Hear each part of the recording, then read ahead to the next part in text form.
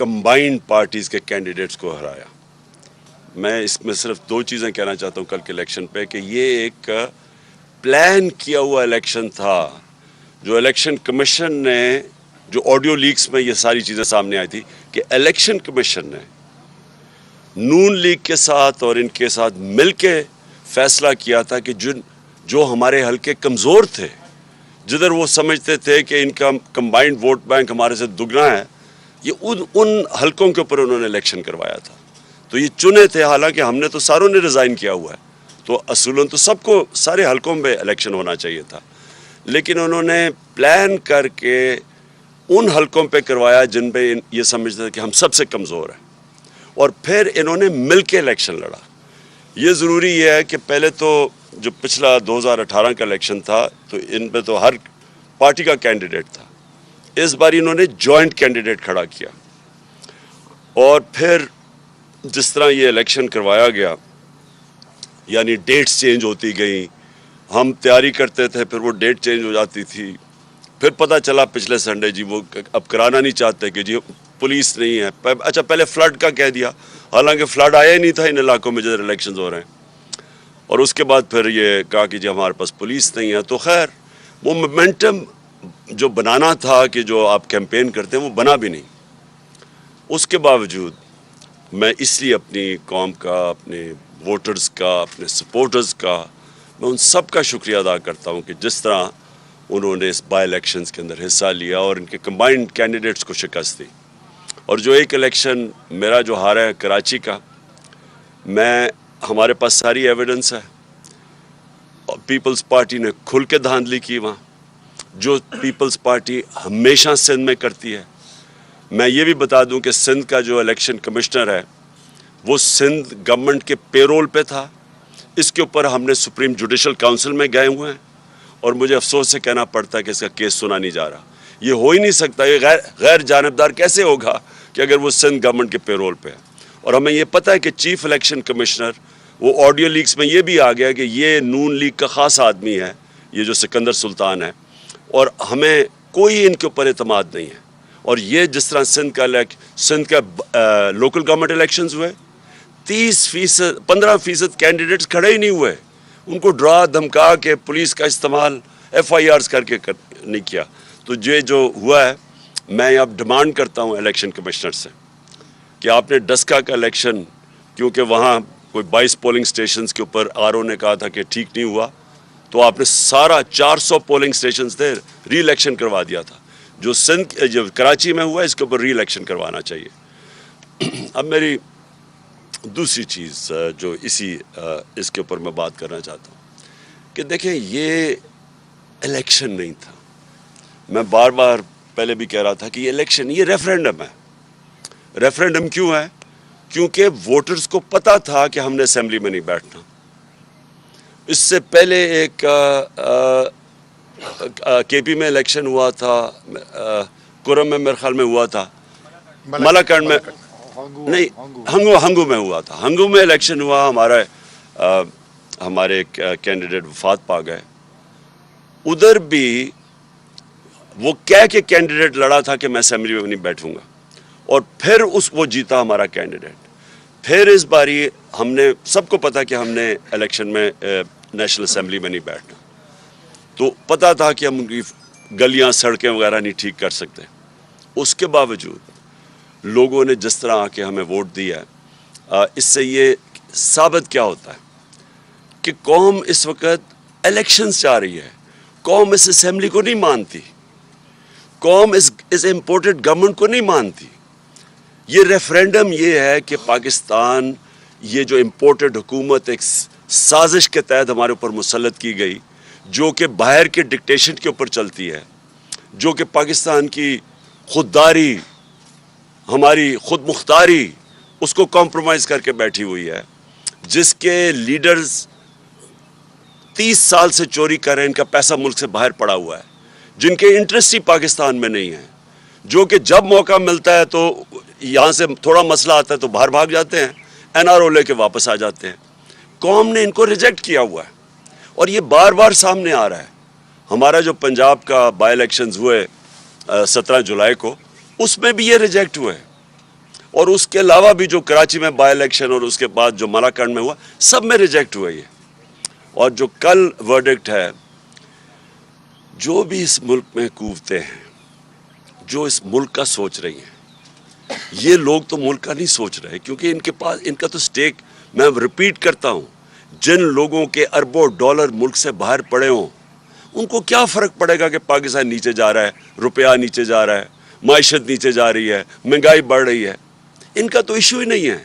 Issue تو پاکستانیوں کا ہے جو کہ یہاں جن کا جینا مرنا ہے، اور ایشو ان اداروں کا ہے جن کا سٹیک پاکستان میں ہے.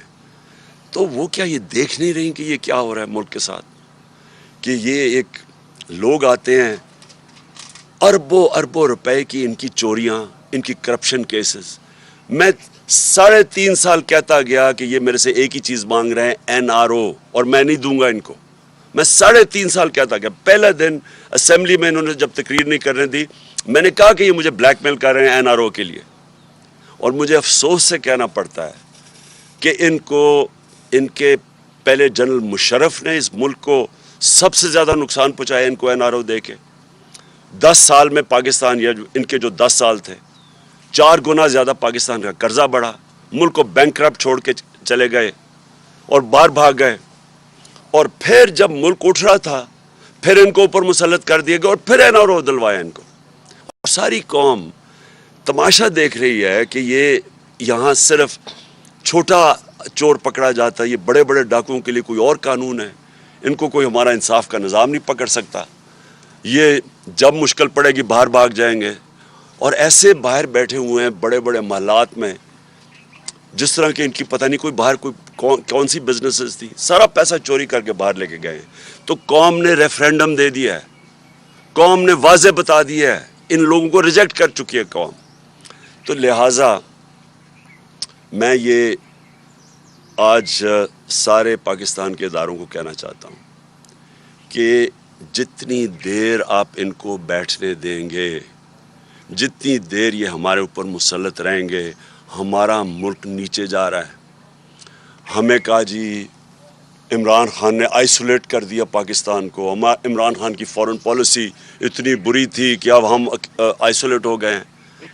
میں جب امریکہ گیا تھا، جس طرح ڈونلڈ ٹرمپ نے ہمارا استقبال کیا، جس طرح مجھے اس نے رسپیکٹ دی اور میری ڈیلیگیشن کی، سب سے پوچھ لیں. جنرل باجوہ گئے تھے تب، ان سے پوچھیں، کسی سے پوچھیں کہ کبھی کسی پاکستان کے پرائم منسٹر کو اس طرح کی عزت دی ہے. اور جب ٹرمپ نے اس سے میرے جانے سے پہلے جب اس نے پاکستان کی تنقید کی کہ جی اس افغانستان میں ہمارا ڈبل رول تھا، میری ٹویٹ ابھی بھی پڑھ لیں کہ میں نے اس کو کیا جواب دیا. تو اس کو پتا تھا، یعنی اس کو سخت جواب بھی دیا. اس کے باوجود وہ عزت ان کے لوگوں کی کرتے ہیں جو اپنے ملک کی مفادات کی حفاظت کرتے ہیں، نیشنلسٹ ہوتے ہیں، جو اپنی ذات کے لیے نہیں. یہ تو ان کو سب کو پتہ ہے کہ ان کے پیسے باہر چوری کے پڑے ہوئے ہیں، تو ان کی تو کوئی عزت ہی نہیں کرتا. اور جو بائیڈن کے ریمارکس ہیں، مجھے یہ بتائیں کہ انہوں نے پتہ نہیں کروڑوں روپیہ ہمارا ڈالرز میں خرچ کیا، جا کے بڑے بڑے ہوٹلوں میں ٹھہر کے، وہاں جا کے ٹی وی شو کے اوپر منتیں کر رہے شہباز شریف جی ہمیں پیسے دے دو، ہمیں ضرورت ہے، ہم پیسے اپنے قرضے نہیں واپس کر سکتے. بلاول بھٹو چاروں طرف پھر رہا ہے، وہ کبھی پاکستان کبھی آتا نہیں. سندھ کا برا حال ہے، وہ ساری دنیا کے چکر لگا رہا ہے. تو کیا فائدہ ہوا اس ڈپلومیسی کا کہ جب اس نے پہلے تو ہمیں، یعنی جو ملک ان کو مخالف سمجھتے ہیں، چائنا اور رشیا، اس کے ساتھ پاکستان کو بریکٹ کر دیا. کدھر گئی آپ کی ڈپلومیسی؟ اور پھر جو خطرناک بات اس نے کی ہے، اس نے یہ کہا کہ پاکستان دنیا کی خطرناک جگہ ہے، اور اس کے ساتھ نیوکلیر پروگرام کی بات کر دی. اب یہ ایک پرانا پاکستان کے خلاف پروپیگنڈا چل رہا ہے. یہ 1980 کی دہائی میں یہ اسلامک بوم کا پروپیگنڈا چلتا تھا مغربی اخباروں میں. مجھے یاد ہے کہ یہ پوری ایک جو میں نے 5 مہینے پہلے کہا تھا کہ جب وہ ہمارے سے جو قیمت مانگیں گے ہمیں بیل آؤٹ کرنے کے لیے، وہ صرف ایک چیز رہ جائے گی پاکستان کے پاس کہ ہم ان کو وہ قیمت ادا کریں. اور وہ قیمت ادا کر دی. آج یوکرین کا حال دیکھ لیں. آج یوکرین کہہ رہے ہیں، یوکرین کے لوگ کہہ رہے ہیں کہ اگر ہمارا نیوکلیر پروگرام نہ لیتے تو آج ہمارے اوپر حملہ نہ ہوتا. تو یہ ہمارے نیشنل سیکیورٹی کا ایشو ہے. اور اسی لیے میں ابھی آؤں گا بعد میں کیوں مارچ کرنا چاہتا ہوں, میں کیوں اتنی دیر ڈیلے بھی کرتا گیا کہ شاید یہاں عقل آ جائے کسی کو کہ ان کے ہاتھوں اگر ملک رہا تو یہ ان کو کوئی فرق, پھر سے ان کو کوئی فرق نہیں پڑنے لگا. ان کے ایسٹس باہر پڑے ہوئے ہیں, ان کے سارا ٹبر باہر بیٹھے ہوئے ہیں. فرق اس قوم کو پڑے گا. لیکن اس سے پہلے میں ایک بات کرنا چاہتا ہوں. آج ہماری میٹنگ ہوئی, ہماری سینٹرل لیڈرشپ کی, جو سینئر لیڈرشپ ہے, اور ہم ساروں کو جو اعظم سواتی سے کیا گیا ہے, اس سے پہلے شہباز گل سے کیا گیا, اس کے اوپر میں نے میرے اوپر خیر کنٹیمپٹ کیس بھی لگا, دہشت گردی کا کیس میرے اوپر ہو گیا. اور تب بھی میرا مسئلہ تو کسٹوڈیل ٹارچر کا تھا کہ ایک آدمی کو آپ کس قانون کے تحت آپ اس کو پکڑ کے, یا جو غلطی کی ہو, عدالت میں قانون بنے ہوئے ہیں, آپ جا کے ان کے اوپر ایکشن لیں. کس قانون کے تحت پکڑ کے اس کو مارا, ٹارچر کیا, ننگا کیا. وہ ایک اور جمیل فاروقی, وہ بھی وہ جرنلسٹ ہیں, وہ کہتے ہیں میرے سے یہ کیا گیا. عمران ریاض کو پکڑ کے ایک چھوٹے سے کمرے میں بند کر دیا گیا. تو لیکن جو اعظم سواتی سے کیا, میں آج اپنی قوم کے سامنے یہ چیز اس لیے رکھنا چاہتا ہوں کہ ایک پاکستانی ہوتے ہوئے, اب میں یہ نہیں کہہ رہا کہ میں کسی پارٹی کا ہیڈ ہوں, پاکستانی ہوتے ہوئے یہ مجھے اتنی شرم آئی ہے کہ ہم اپنے لوگوں کو اس طرح ٹریٹ کر سکتے ہیں, کہ ہم ان کو اس طرح ذلیل کر سکتے ہیں. یہ ذرا سنیں اب, میں ساری جو اعظم سواتی سے کیا ہے. 3 بجے صبح اس کے گھر کے, اچھا ٹویٹ تھی اس کی, بھئی اگر اس کی ٹویٹ تھی اور اس نے جذبات میں آ کے کوئی بات کہہ دی ہے تو اس کے لیے قانون بنے ہوئے ہیں.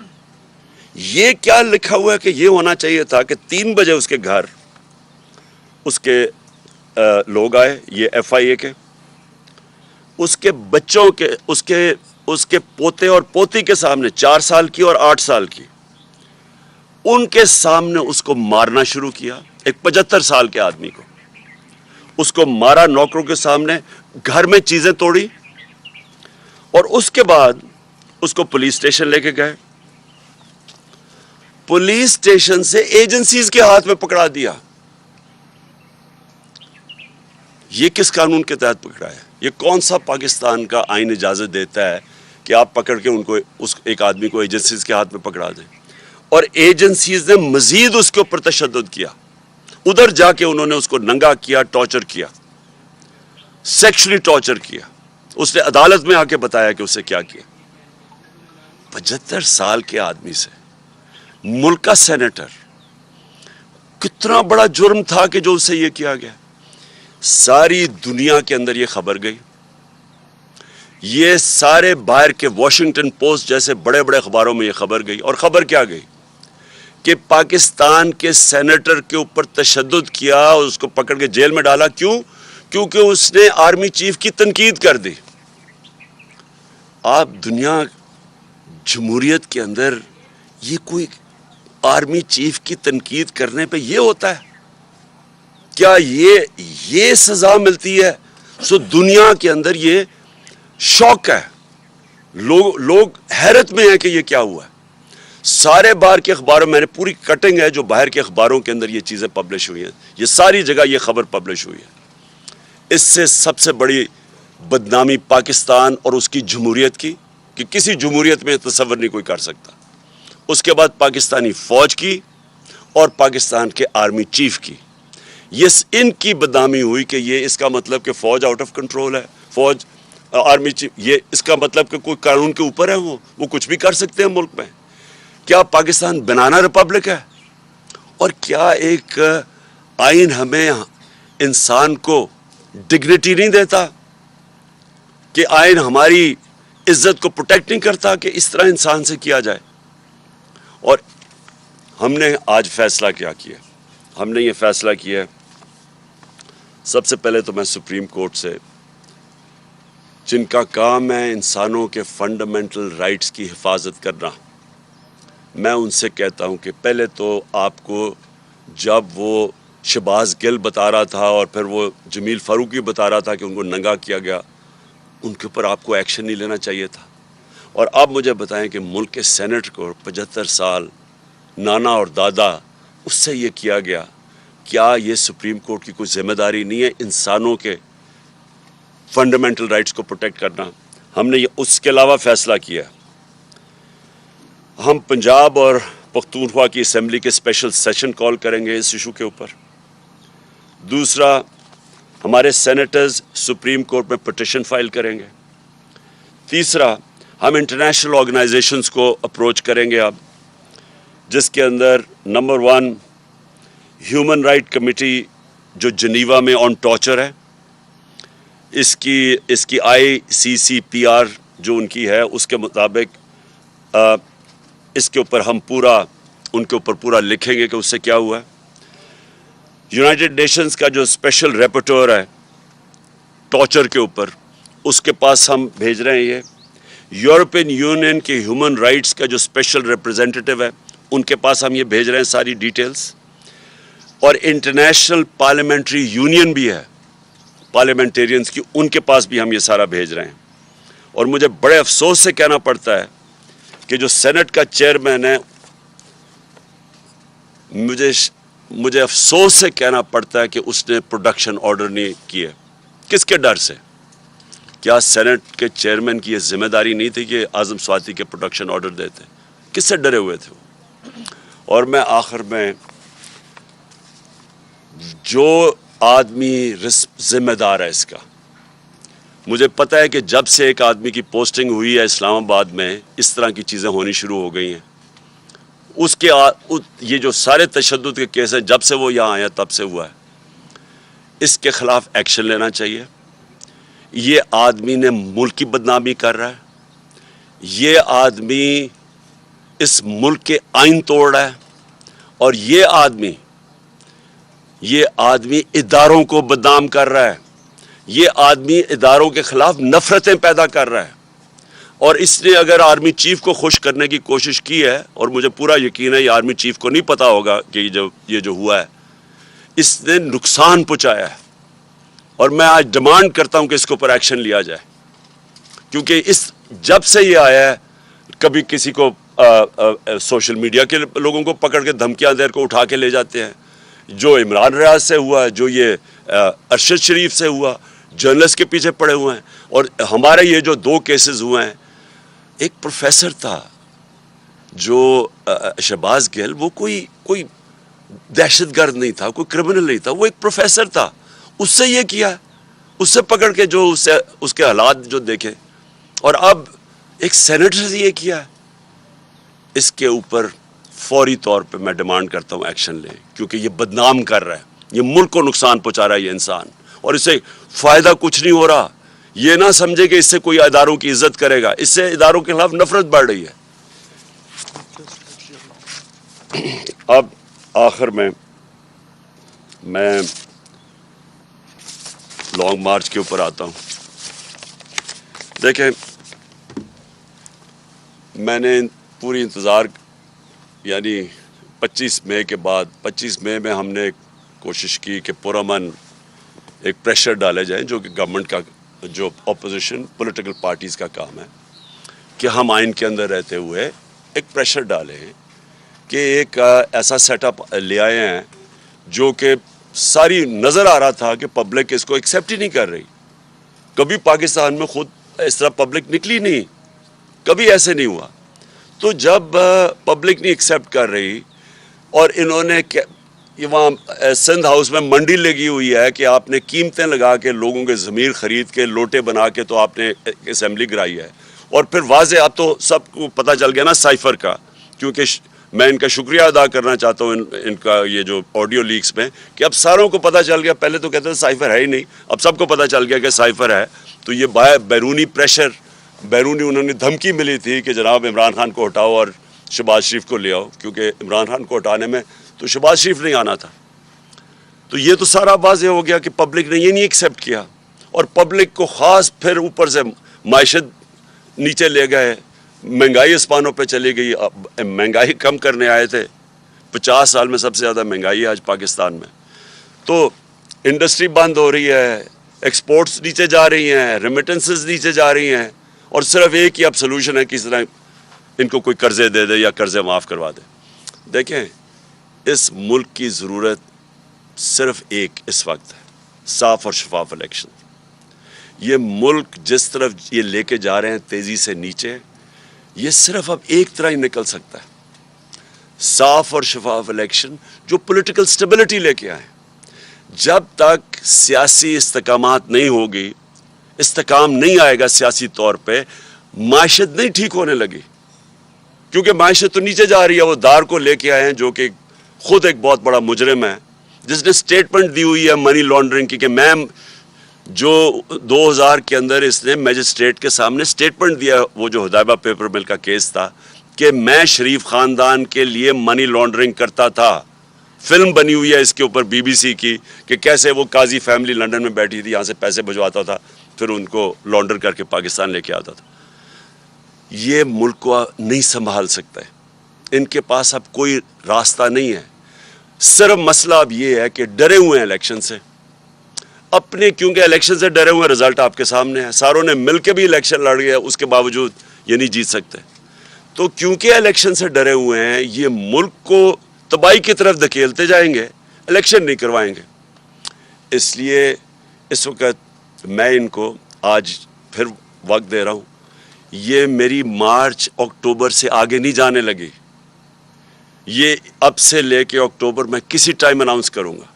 میں ان کو ٹائم دے رہا ہوں کہ ابھی بھی آپ کے پاس وقت ہے. ملک کی خاطر اپنے آپ کو بچاتے بچاتے ملک کو تباہ نہ کریں. اور میں ابھی بھی کہتا ہوں کہ یہ ہے ٹائم آپ کے لیے الیکشن اناؤنس کرنے کا. اگر آپ نہیں کریں گے, یہ میں مارچ کروں گا. مارچ کی میری تقریباً تیاری مکمل ہے, اور میں آج اپنی قوم کے سامنے انشاءاللہ ایمان تو اللہ پہ ہے میرا, کامیابی تو وہ دیتا ہے, پاکستان کی تاریخ میں اس طرح پبلک نہیں نکلے گی جو اس مارچ پہ نکلے گی. میں ٹائم دے رہا ہوں, آپ کے پاس ہے, چند دن ہیں, اور اس کے بعد میں یہ اناؤنس کر دوں گا. ایک دفعہ مارچ ہو گئی اور ایک دفعہ پبلک جب سڑکوں پہ نکلاتی ہے, یہ یاد رکھیں کہ اب تک ہماری ساری 6 مہینے کی سٹرگل آپ دیکھ لیں, آئین کے بیچ میں رہ کے کیے. ہم نے جلسے کیے ہیں, پبلک دکھا دیا کہ پبلک کدھر کھڑی ہے. جلسوں میں کبھی اتنے بڑے جلسے نہیں ہوئے. ہم نے یہ بھی دکھا دیا کہ جب الیکشن آیا 17 جولائی کا, تب بھی کہ پبلک کدھر کھڑی ہے. اب پھر الیکشن میں, بائی الیکشن جو بھی بیچ میں, سب کو پتہ پبلک کدھر کھڑی ہے. اور یہ مارچ میں پتہ چل جائے گا کہ پبلک کدھر کھڑی ہے. ایک چیز آخری میں میری بات, کہ دیکھیں سری لنکا میں کیا ہوا. سری لنکا میں پبلک جب خود آ جاتی ہے سڑکوں کے اوپر, اور وہ صرف 2.5 کروڑ لوگوں کا ملک ہے, یہاں ہے 22 کروڑ لوگوں کا ملک, اور یہاں ایک دفعہ پبلک سڑکوں پہ آ گئی, یہاں کوئی کسی کے پاس طریقہ نہیں ہے کہ اس کے بعد کیوس کو کون روکے گا. اور ابھی تک سڑکوں پہ کیوں نہیں آئی؟ جو انہوں نے خاص طور پہ یہ جو 5 مہینے میں انہوں نے جو مہنگائی کی ہے 50 سال میں سب سے زیادہ, جو بجلی کے بل, ساری چیزیں جو مہنگی ہوئی ہیں اور انڈسٹری بند ہو رہی, اس لیے سڑکوں پہ نہیں آئی, کیونکہ ایک پولیٹیکل پارٹی ان کو منظم طریقے سے احتجاج میں لے کے جاتی ہے اور واپس لے آتی ہے. لیکن ایک دفعہ جب ہم مارچ اناؤنس کر دیں گے اور اس وقت پبلک سڑکوں پہ اوپر آ جائے گی, تو یہ پھر یہ یاد رکھنا کہ وہ اور جس طرح کی پبلک نکلے گی, وہ پھر اس کا کوئی گارنٹی نہیں کر سکتا کہ جب اتنی پبلک اور جتنی تعداد میں انشاءاللہ پبلک نکلے گی تو اس کا پھر کیا نتیجہ آئے گا. تو میں اس لیے آخر میں جو ہر کوئی جو پاکستان میں اس کے اوپر کچھ کر سکتا ہے, میں ان ساروں کو اور ان پولیٹیکل پارٹیز کو بھی کہنا چاہتا ہوں کہ دیکھیں آپ کے پاس ٹائم اب زیادہ نہیں ہے. ہم یہ اکتوبر کے آگے نہیں جانے لگے, ہم نے فیصلہ کر چکے ہیں. ہماری تیاری جس طرح میں نے کہا تقریباً مکمل ہے, اور میں یہ کسی وقت بھی چند دنوں کے بعد میں یہ اناؤنس کر دوں گا. ہر پریس کانفرنس میں ہم سوال کرتے ہیں کہ مذاکرات ہو رہے ہیں کیا تحریک انصاف کے کسی مذاکرات. کنفیوژن ہے خان صاحب, ابھی تک واضح طور پہ نہیں کہا جا رہا کیا واقعی کسی لیول پہ مذاکرات تحریک انصاف کے ہو رہے ہیں. خان صاحب اسی کے ساتھ ایک یہ جوڑ لیں کہ آج سینئر صحافی ان کا بھی آپ صبح میں سن رہا تھا, انہوں نے یہ انکشاف کیا کہ کل کے نتائج کے بعد کوئی 4 سینئر ترین جنرل جو ہے وہ آپ سے ملے ہیں. تو اس کی ذرا وضاحت کر دیں کہ کیا واقعی یہ درست ہے؟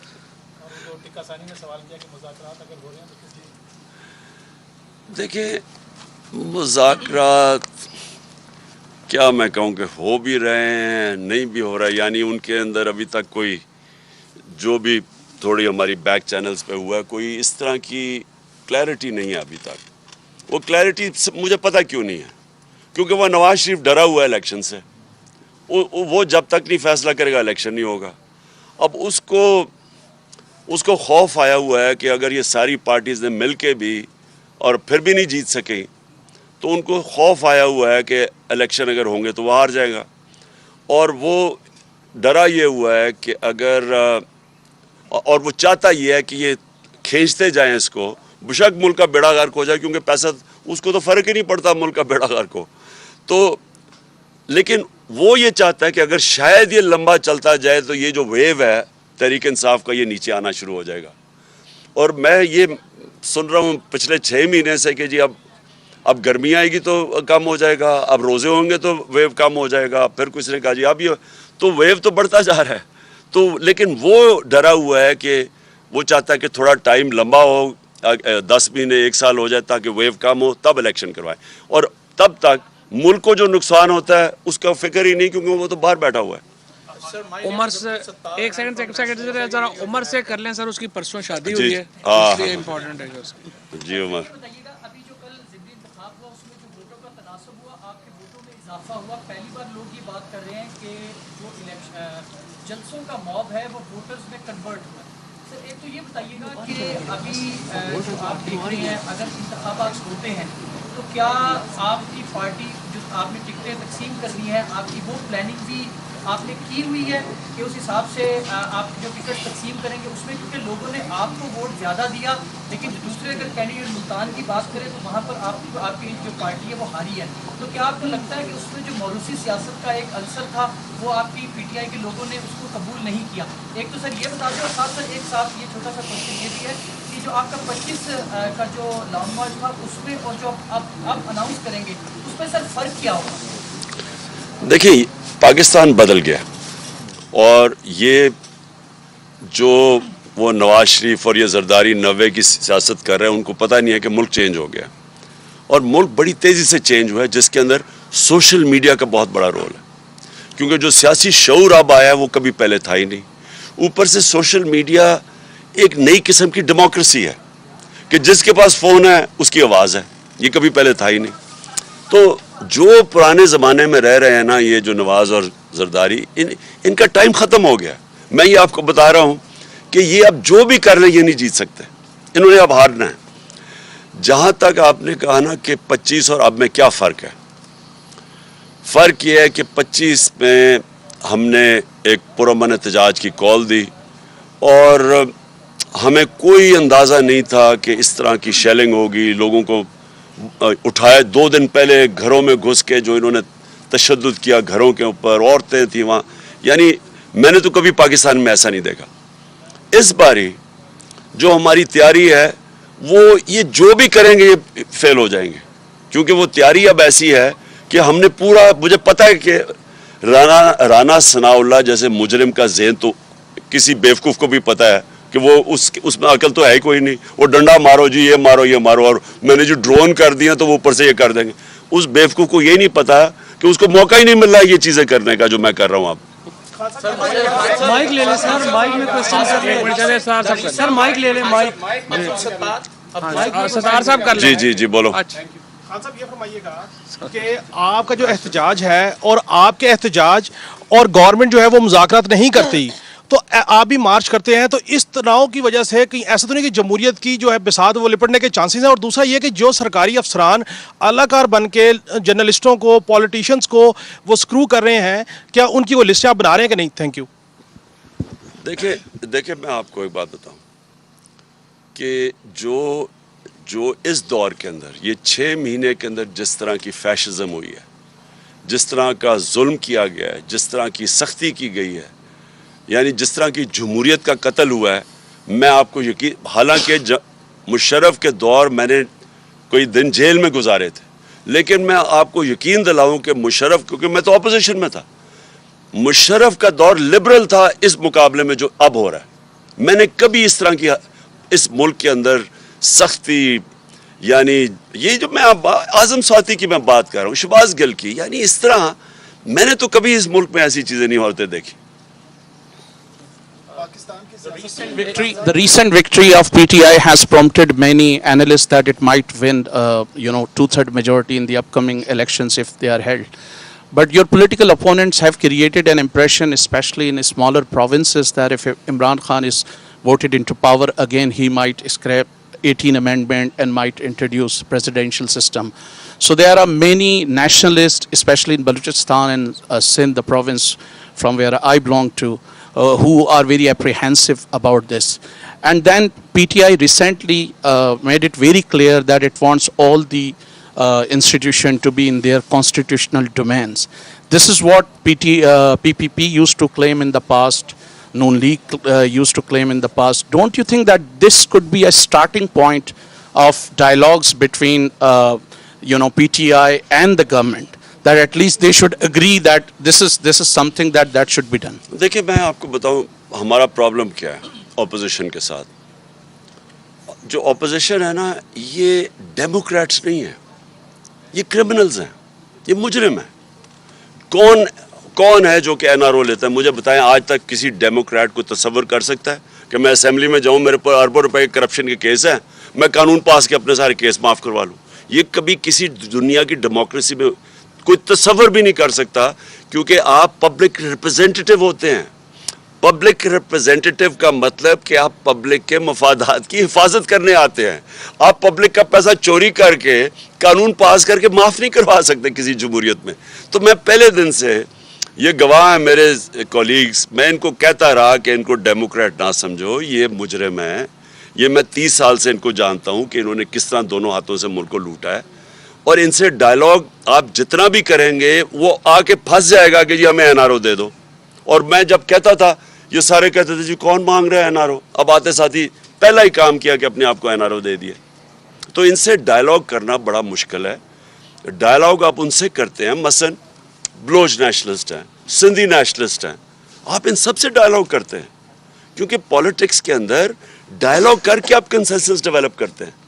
لیکن جو چور ہیں ان سے آپ کیسے ڈائلاگ کریں گے؟ وہ کہے گا میری چوری معاف کر دو. آپ اس کی چوری معاف کرتے ہیں، آپ ملک کو تباہ کر دیتے ہیں. ملک کے اندر میں اپنے نبی صلی اللہ علیہ وسلم کی اس لیے مثال دیتا ہوں کہ وہ سب سے عظیم لیڈر تھے. ان کو نے فتح مکہ کے بعد سب کو معاف کر دیا، یعنی جنہوں نے ظلم کیا، تشدد کیا، سب کچھ کیا، ان کو معاف کر دیا. لیکن جب انہوں نے کہا ایک قریش کی لڑکی نے چوری کیا معاف کر دو، انہوں نے کہا میری بیٹی بھی چوری کرے گا تو میں نہیں معاف کروں گا. چوری کو جب آپ معاف کرتے ہیں معاشرہ تباہ کر دیتے ہیں. آپ کو چوری، اس کا مطلب کہ چوری بری چیز ہی نہیں ہے. تو چوری بری چیز نہیں ہے تو آپ تیسری دنیا بن جاتے ہیں. ساری ڈیولپنگ ورلڈ کے اندر اسی طرح کے لوگ بیٹھے ہوئے ملک کو چوری کر کے پیسہ باہر لے کے جا رہے ہیں، اس لیے وہ ملک غریب ہے. جی ایک منٹ وہ شیراز احمد شیرازی نیو ٹی وی سے سوال ہے میرا. Sir Shiraz Ahmed Shirazi Neo T V سے سوال میرا یہ کہ کل کے ضمنی انتخابات میں پی ٹی آئی کی جیت اداروں کے کردار کو کہا دیکھتے ہیں خان صاحب، کیا بقول آپ کے نیوٹرلز کر واقع نیوٹرلز رہے، اور کیا یہ تاثر تو نہیں دیا جا رہا کہ نیوٹرلز کل یا ضمنی انتخابات میں نیوٹرلز رہ کر جو جنرل انتخابات تھے اس میں جس طرح آپ ان پر الزامات لگاتے ہیں کہ وہ پری پلان دھاندلی کرتے ہیں، تو اس میں وہ پری پلان دھاندلی کریں؟ دیکھیں کئی دفعہ گیم ادھر چلی جاتی ہے کہ دھاندلی کے باوجود بھی آپ نہیں جیت سکتے. اب میں جب ہندوستان اور پاکستانی کرکٹ میچز ہوتے تھے تو وہ ہمارے اپنے امپائر ادھر ہوتے تھے، ان کے امپائر ادھر ہوتے تھے. وہ ہم ادھر نہیں جیت سکتے تھے، وہ ادھر نہیں جیت سکتے تھے، کیونکہ ٹیم مشکل میں پڑتی تھی، امپائر مدد کرنے آ جاتے تھے. میں واحد کیپٹن ہوں جو ہندوستان کے امپائروں کے باوجود جیت کے آیا تھا. یہ ہم امپائروں کے باوجود جیت رہے ہیں. لیکن یہ ہم امپائروں کے باوجود، کیونکہ یہ جو ہے نا، یہ سکندر سلطان سے بد دیانت دار الیکشن کمشنر میں نے پاکستان کی تاریخ میں نہیں دیکھا. اور وہ آ ہی گیا آڈیو لیکس میں، وہ آ ہی گیا ہے کہ وہ انسٹرکشنز لے رہا ہے کہ اچھا چن کے یہ 8 حلقے رکھو تاکہ کسی طرح آپ دونوں مل کے تو الیکشن کمیشن مل کے ہرا رہی. اس نے ہمیں اتنا نقصان پہنچایا. یہ اس طرح ہوتا ہے کہ یہ نون لیگ کا ایک حصہ ہے. ان کے ساتھ بیٹھ کے اس نے جو پنجاب کے بھی ضمنی الیکشن تھے جو 20 ہوئے تھے بائی الیکشنز، ادھر بھی جا کے سارا وقت وہ مریم اور اس کے ساتھ بیٹھا ہوتا تھا حمزہ کے ساتھ. یہ سارا وقت پلان حلقے بنانے کے اندر یہ سارا اس نے ان کے ساتھ مل کے کام کیا ہے. اور اس کے باوجود ہم جیتے ہیں. لیکن الیکشن کمیشن دیکھیں اس نے سب سے بڑا ظلم کیا کہ اس نے ای وی ایم مشینز نہیں آنے دی. اگر ای وی ایم مشین ہوتا یہ کراچی کا الیکشن کے اندر مسئلے ہی نہ آتے. وہ اب گھسے ہوئے ہیں پولیس والے اندر اور وہ سٹیمپس لگا رہے ہیں. ای وی ایم مشین ہوتا تو آپ کر ہی نہیں سکتے دھاندلی. اور ہم کہتے رہے گورنمنٹ میں بیٹھے کہ ای وی ایم مشینز لے کے آؤ. یہ الیکشن کمیشنر ملا ہوا تھا نون لیگ اور ان کے ساتھ اور ہینڈلرز کے ساتھ, اور یہ آنے نہیں دے رہے تھے مشین, کیونکہ یہ دھاندلی کرنا چاہتے ہیں. صدیق جان اس وقت جو ہم چیزیں دیکھتے ہیں کہ نیب ختم ہو گیا, مریم نواز بری ہو گئی, شباز شریف بری ہو گئے, حمزہ بری ہو گئے, ای وی ایم ختم ہو گیا, اوورسیز پاکستانیوں کے ووٹ ختم ہو گئے, یعنی جتنی چیزیں اس حکومت نے آگے کرنی تھیں وہ ساری چیزیں ختم ہو گئی ہیں سوائے ایک چیز کے, وہ ہے میاں نواز شریف واپسی. اس وقت جو نظر آتا ہے وہ یہ آتا ہے کہ دو وجوہات سے الیکشن نون لیگ نہیں جانا چاہتی. ایک نون لیگ اس لیے نہیں جانا چاہتی کہ وہ کہتے ہیں لیول پلینگ فیلڈ, اور اس کا مطلب ہے نواز شریف واپسی. اس پہ آپ کیا کہتے ہیں؟ اور ساتھ ہی جو ایک یہ بہت خطرناک ایک تاثر بن گیا ہے کہ عمران خان کی کامیابی فوج کی بطور ادارہ شکست تصور ہوگی. تو اس تاثر کو آپ کیسے زائل کریں گے جس وجہ سے شاید ادارے بھی الیکشن کو ڈیلے کر رہے ہیں اور الیکشن کی طرف وہ نہیں جانا چاہتے؟ دیکھیں پہلے تو اب میں یہاں ذرا دو ذہن میں ہوں. نواز شریف کو الیکشن صرف تب لڑ سکتا ہے کہ اس کی چوری معاف کر دی جائے. اب جب آپ نے اس کی چوری معاف کر دی, کیونکہ چوری تو سامنے ہے, 4 بڑے بڑے لندن کے فلیٹ ہیں اس کے اربوں روپے کے, بتا نہیں سکتا پیسہ کدھر سے ہے, بیٹی کے نام پہ فلیٹ لیے ہوئے ہیں.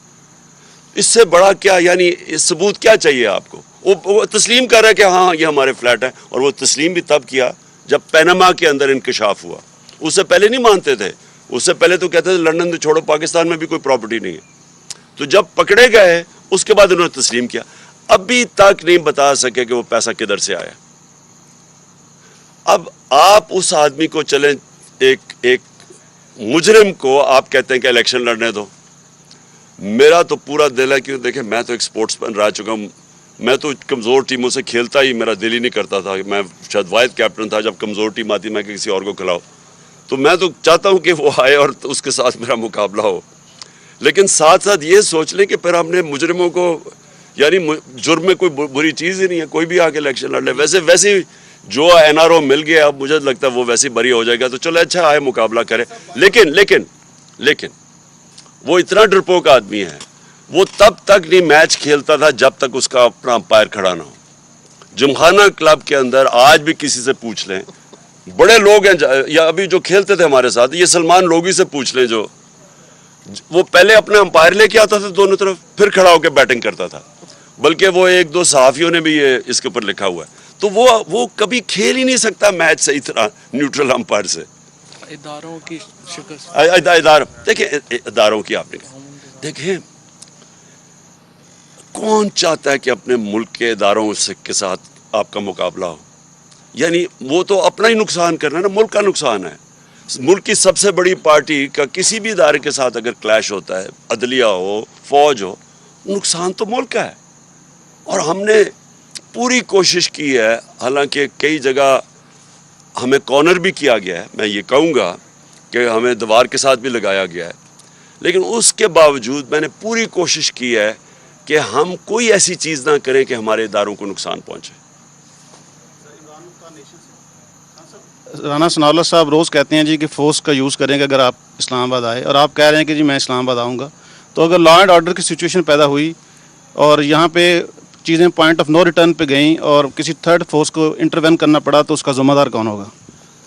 اس کا ذمہ دار یہ ہوں گے, یہ اگر پہلے تو جو بھی ہوگا ذمہ دار تو یہ ہوں گے چور, جو صرف آئے ہیں اپنی چوری, اپنی این آر او لینے کے لیے. ان کا تو اور کوئی مقصد اگر ہے تو مجھے بتا دیں. اور دوسری چیز دیکھیں, وہ ٹائم ہمارا کب ہم نے کوئی, مجھے بتائے نا, میں 26 سال سے پالیٹکس کر رہا ہوں, کب ہم نے کوئی چیز آئین کے باہر کی ہے؟ میں اب سارے لوگوں سے حلف لیتا ہوں ہر جگہ کہ انہوں نے پوری طرح ہمارے ساتھ کھڑے ہونا ہے آزادی, حقیقی آزادی کے لیے, لیکن ساتھ کہتا ہوں کہ آئین کے دائرے کے اندر رہیں گے, آئین کی پاسداری کریں گے, کیونکہ میں ڈیموکریٹ ہوں. یہ وہ لوگ ہیں 3 دفعہ انہوں نے لانگ مارچز کی, فضل الرحمان آئے, یہ سارے کنٹینر پہ کٹے کھڑے تھے. کیا ہم نے کوئی تشدد کیا؟ کوئی ہم نے ٹیئر گیسنگ کی؟ کوئی ہم نے ان کے اگینسٹ ایف آئی آر کاٹی؟ تو یہ جو ایک مجرم, کیونکہ یہ تو ہے ہی ایک قاتل آدمی, اس کا آپ کو پتہ ہے کہ یہ عابد شیر علی کا باپ کہتا تھا اس نے 18 قتل کیے, کوئی کہتے ہیں 18 25 یا 24 کیے, جو بھی ہے. یہ آدمی کو اور اس کی عقل میں اس کو تو پتہ ہی نہیں ہے جمہوریت کیا ہے, اس نے تو یہی اسٹوپڈ باتیں کرنی ہے نا. لیکن ہمارا سارا ٹریک ریکارڈ یہ ہے کہ ہم نے پرامن احتجاج کیے ہیں اپنے آئین کے دائرے میں رہ کے, جو کہ ہمارا حق ہے. میرا آئین مجھے اجازت دیتا ہے پرامن احتجاج کرنے کا. یہ پرامن احتجاج ہوگا. ہم تو کوئی لڑائی کرنے نہیں آئے, نہ کبھی پہلے کیے. خان صاحب عاطف بٹ فرام GNN سے. خان صاحب گزشتہ روز آپ 6 ضمنی انتخابات میں جیتے ہیں. نمبر 1 کون سی نشست رکھیں گے؟ اور دوسری بات, تحریک انصاف کب تک الیکشن چاہتی ہے؟ کیونکہ اگر آپ کہتے ہیں فوری انتخابات تو الیکشن کمیشن کو بھی 2 ماہ کا ٹائم چاہیے ہوتا ہے, اور 28 نومبر تک ایک اہم جو تعیناتی ہونی ہے اس تعیناتی کا کیا کیا جائے؟ اور سیکنڈ چیز, اگر یہ تعیناتی موجودہ حکومت کر دیتی ہے تو اس وقت آپ کا کیا ریئیکشن ہوگا؟ میرا اس پہ بڑا کلیئر ہے. پہلے تو الیکشن کمیشن کا آئین آرڈر کرتا ہے اس کو کہ 90 دن میں الیکشن کروانا ہے. اگر وہ نہیں کرواتا تو الیکشن کمیشن کو اٹھا کے باہر پھینکے, کیونکہ اس نے آئین کی خلاف ورزی کی ہے. جہاں تک آرمی چیف کی اپوائنٹمنٹ ہے, کسی صورت نواز شریف جیسے مجرم جس کا سٹیٹ پاکستان میں نہیں ہے, جو ملک سے باہر سارے اس کے ایسٹس ہیں پڑے ہوئے ہیں, جو یہاں سے منی لانڈرنگ کر کے پیسے باہر لے کے گیا ہے, جو جب باہر بیٹھا ہوتا ہے تو سارا جس نے پاکستانی فوج کے خلاف جس طرح کی اس نے سٹیٹمنٹس دی ہوئی ہیں, جو اس کا سارا, تو اس طرح کے آدمی کو آرمی چیف جیسی اتنی اہم اپوائنٹمنٹ ہے پاکستان کی نیشنل سیکیورٹی کے حساب سے, نہ اس کو اپوائنٹ کرنا چاہیے. اور زرداری جس کو ساری دنیا 10% کہتی ہے, حالانکہ ہم ڈسپیوٹ کرتے ہیں 10% سے زیادہ چوری کرتا ہے وہ. یہ لوگ, اس طرح کے لوگ مجھے بتائیں کیا یہ کوالیفائڈ ہیں ملک کے آرمی چیف کو اپوائنٹ کرنے کے لیے؟ جو پھر سے میں کہتا ہوں کہ وہ سارا ملک کی سیکیورٹی ڈیپینڈ کرتی ہے. آرمی چیف میرٹ کے اوپر آنا چاہیے, نہ عمران خان کا آدمی ہونا چاہیے, نہ کسی اور کا آدمی ہونا چاہیے. ساری دنیا کے اندر ایسی, اور میں بات کر رہا ہوں کامیاب جو ممالک ہیں, میرٹ کے اوپر اپوائنٹمنٹس ہوتی ہیں. ان کو صرف یہ وہ لوگ ہیں جن کو اپنے ججز چاہیے, اپنے FIA کا ہیڈ چاہیے, ان لوگوں کو اپنا نیب کا ہیڈ چاہیے, جو انہوں نے مل کے چارٹر آف ڈیموکریسی میں اپنا نیب کا ہیڈ رکھ کے تب ملک کو لوٹا تھا. ان لوگوں کو چاہیے جن کو کوئی اس ملک کے قانون توڑنے ہوتے ہیں, یا ان کو پیسہ چوری کرنا ہوتا ہے, یا چوری کر کے پیسہ بچانا ہوتا ہے. ان لوگوں کو, اداروں کو کنٹرول کرنے کے لیے اپنے لوگ چاہیے ہوتے ہیں. مجھے بتائیں, میں نے 3.5 سال میں مجھے ایک بتائیں کہ جو میں نے میرٹ کے بغیر کوئی بھرتی کی ہو. مجھے کیا فرق پڑتا ہے کون آرمی چیف ہے جب تک وہ میرٹ میں ہے؟ مجھے کیا فرق پڑتا ہے؟ ہم چاہتے ہیں پاکستان کی بیسٹ جوڈیشری اور کوالٹی کے ہمارے ججز ہو, کیونکہ پاکستان کی گورننس اوپر جائے گی. ہم FIA کے, میں نے پوری کوشش کی, دیانتدار آدمی FIA کا ہیڈ بنایا, نیب ہمارے ہاتھ میں ہی نہیں تھی. آپ IGs دیکھ لیں, یہ شہباز شریف IG لے کے آئے جس کو سیف سٹی پروجیکٹ لاہور کے اندر کرپشن میں اس کے اوپر آیا ہوا ہے, اس کو بنا دیا اس نے اسلام آباد کا IG, کیونکہ کرپٹ لوگ کنٹرول ہو سکتے ہیں. میں نے کسی کو نہیں میں جانتا تھا, تفتیش کرتے تھے کہ جو سب سے میرٹ کے اوپر تھا ان کو ہم بناتے تھے. اوکے جی, تھینک یو. وہ ابھی بعد میں دیکھیں گے, اتنی بڑی جلدی ہے.